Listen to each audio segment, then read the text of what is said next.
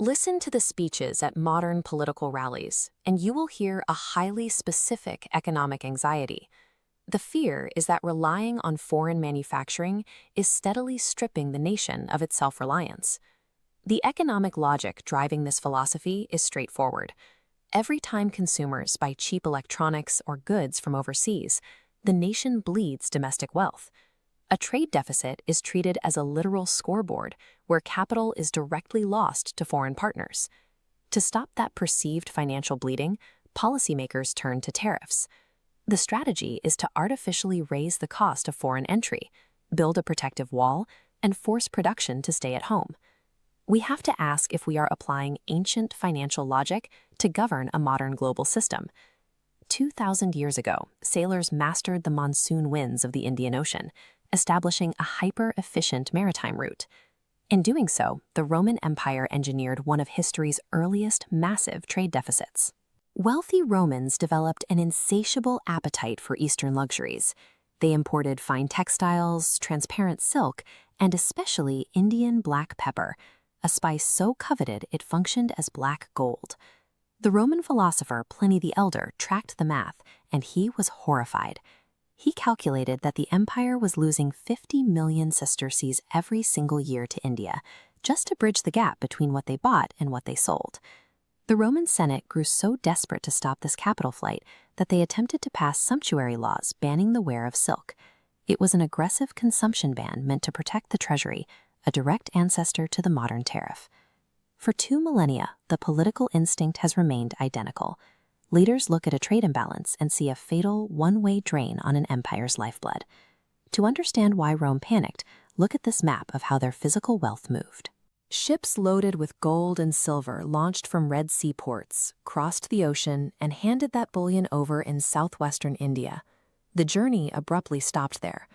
Archaeologists have uncovered massive hoards of Roman coins scattered across southern India to prove it.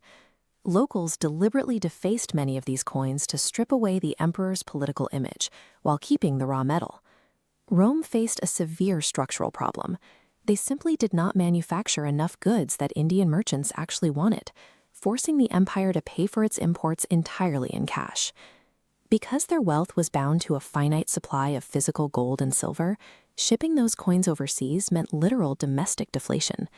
Every ship that left took a piece of the domestic money supply with it.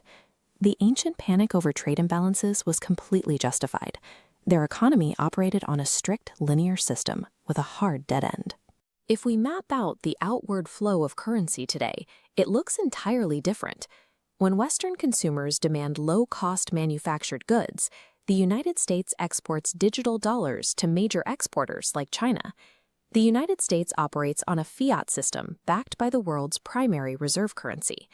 Instead of finite physical bullion, those outgoing payments pool up as massive reserves of digital cash in foreign accounts. Sitting on mountains of digital cash does not generate wealth on its own. To find a return, foreign nations have to reinvest that capital. This completes the capital loop. Those trillions of exported digital dollars flow straight back into American assets, buying U.S. treasuries, corporate equities, and institutional real estate. In a fiat system, a trade deficit represents an export of digital currency that remains structurally tethered to the domestic economy, inevitably returning as investment.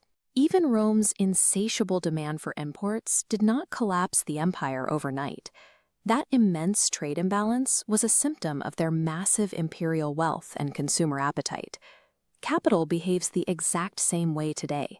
Money will hunt down supply chain efficiencies with relentless indifference to national borders. Political rhetoric constantly demands absolute domestic independence and walls of tariffs. Yet the underlying market reality is driven strictly by yield, consumer appetite, and structural necessity. A persistent trade imbalance reveals a nation's specific role in the global ecosystem, functioning as a measure of its position rather than a simple metric of failure.